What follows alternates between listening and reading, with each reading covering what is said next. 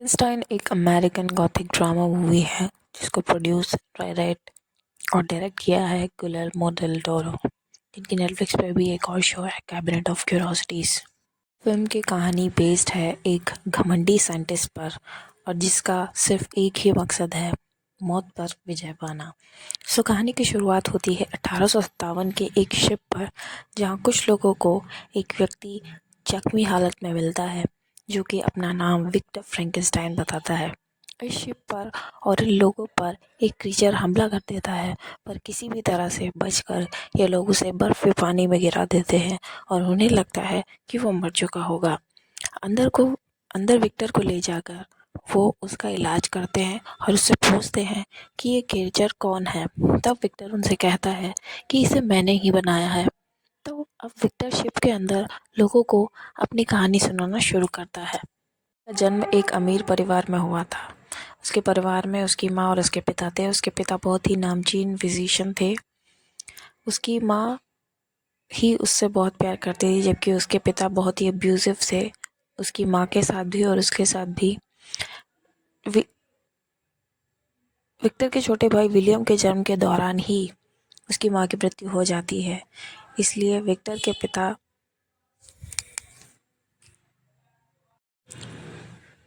माँ विक्टर के भाई विलियम को जन्म देती है। विक्टर का अपनी माँ के मौत पे काफ़ी गहरा प्रभाव होता है और वो अपने पिता को इसी का दोषी मानता है।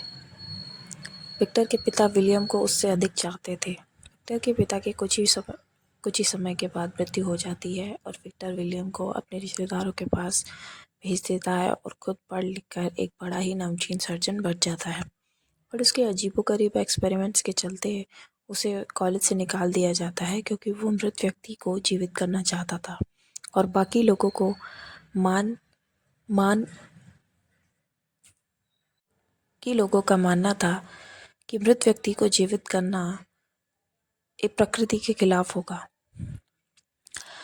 हेनरिक चार्लेंडर विक्टर की मदद करना चाहता था और वो उसे एक आइसोलेटेड टावर और बाकी चीज़ें प्रोवाइड करवाता है ताकि वो अपना लैब सेटअप कर सके और अपने एक्सपेरिमेंट्स को पूरा कर सके। हलेंडर की भतीजी, जिसका नाम एलिजाबेथ होता है, वो विलियम से इंगेज थी, तो फिर भी विक्टर उसे पसंद करता था, क्योंकि विक्टर को उसकी इंटेलिजेंस, उसकी सादगी उसको काफ़ी पसंद आती थी। लेकिन एलिजाबेथ उसे बिल्कुल भी पसंद नहीं करती थी और उसे एक घमंडी इंसान समझती थी। अलग अलग बॉडी पार्ट्स को जोड़कर एक बॉडी को तैयार करता है और वो उसे इलेक्ट्रीक्यूट करके, जो कि आसमान से कलकती हो रही बिजली होती है, उससे इलेक्ट्रीक्यूट करके उसके हार्ट और ब्रेन को जिंदा करना चाहता था। मतलब एक तरह से वापस जीवित करना चाहता था। फिर उसे कैसे पता चलता है कि हालैंडर को सिफिलिस है और वो मर रहा है। हालैंडर उससे डिमांड करता है कि वो एक नया शरीर चाहता है, क्योंकि वो जल्द ही मर जाएगा। लेकिन विक्टर कहता है कि उसके सारे शरीर के अंग खराब हो चुके हैं और कोई नया शरीर ट्रांसफ़र करने का भी कोई फ़ायदा नहीं है। उनके बीच हाथापाई होती है और इसी हाथापाई में हालैंडर की मृत्यु हो जाती है। विक्टर अपना एक्सपेरिमेंट कंप्लीट करता है और उसके एक्सपेरिमेंट के चलते ही वो क्रीचर इलेक्ट्रोक्यूट होके वापस जीवित हो जाता है। अगली सुबह जब उठता है तो वो देखता है कि क्रीचर जिंदा है। वो उसे उसका नाम बोलना सिखाता है और बाकी चीज़ों को आसपास के एनवायरनमेंट से उसको अवगत कराता है। लेकिन क्रीचर इन चीज़ों को समझने की क्षमता, उसे लगता है कि क्रीचर में इतनी समझ ही नहीं है कि वो भारी चीज़ों को समझ सके। विक्टर को पता चलता है कि क्रीचर के अंदर बहुत ही असाधारण शक्तियाँ हैं और हीलिंग एबिलिटी है। अपने पिता की तरह ही गुस्सैल स्वभाव से क्रीचर के साथ व्यवहार करता है। फिर एक दिन विलियम और एलिजाबेथ उसके टावर पर आते हैं और उनका सामना क्रीचर से होता है। एलिजाबेथ क्रीचर को देखकर बहुत ही खुश होती है। वो उसे बहुत ही सुंदर और सहज समझती है। वो उसके साथ बॉन्ड करने की कोशिश करती है और क्रीचर, जो कि कुछ समय तक सिर्फ विक्टर नाम का शब्द ही सीख पाया था, वो एलिजाबेथ से मिलने के बाद एलिजाबेथ बोलना सीख जाता है और उसे भी एलिजाबेथ बहुत पसंद आती है। एलिजाबेथ क्रीचर की तारीफ करती है विक्टर के सामने, तो विक्टर उससे जेलस होता है और विक्टर क्रीचर को खूब मारता है। फिर हमें पता चलता है कि शिप पर क्रीचर आ चुका है और क्रीचर अंदर आ जाता है जहाँ पर विक्टर था।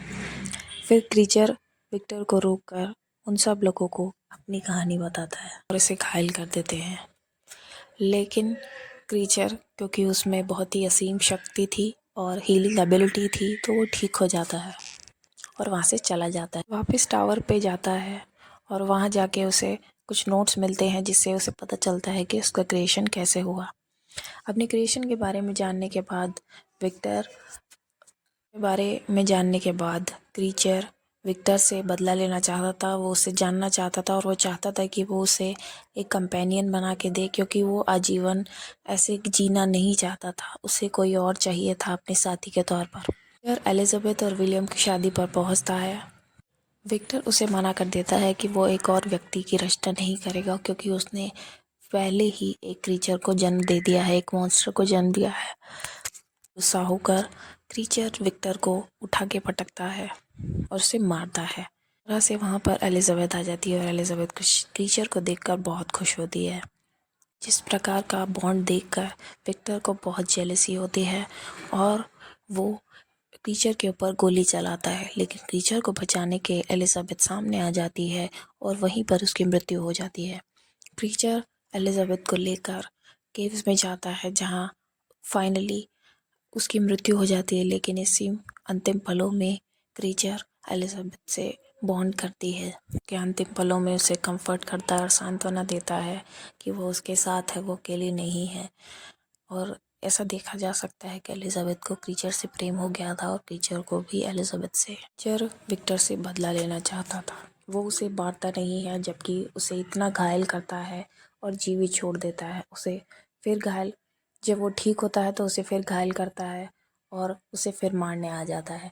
और जब विक्टर, और सिर्फ क्रीचर ही नहीं, विक्टर भी क्रीचर को मारने की कोशिश करता है, क्योंकि हम जानते हैं कि क्रीचर को मृत्यु आ ही नहीं सकती।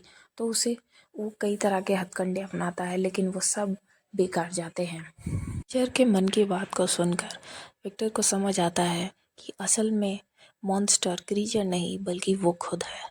उसी ने सबसे बड़ा जानवर तो वो खुद ही है। विक्टर आखिर में अपनी गलती को मानता है और मृत्यु को प्राप्त हो जाता है। उसके बाद क्रीचर उन सभी लोगों को जीवित छोड़कर अपने अकेले रास्ते पर चला जाता है। कहानी फ्रैंकेनस्टाइन मूवी की, और आई मस्ट से मुझे सबकी एक्टिंग बहुत अच्छी लगी। एलिजाबेथ बहुत ही खूबसूरत है। मिया गॉथ जिन्होंने उसका कैरेक्टर प्ले किया है, ऑस्कर आइजैक जो कि हैंडसम है यूजुअल, और बहुत ही हैंडसम तो वो है ही, लेकिन उनकी एक्टिंग भी बहुत अच्छी है। और रही बात जेकब एलडी की, जिन्होंने क्रीचर का रोल प्ले किया है, वो बहुत ही ज़्यादा ब्यूटीफुल तो वो हैं ही, बट उनका काम भी बहुत अच्छा है।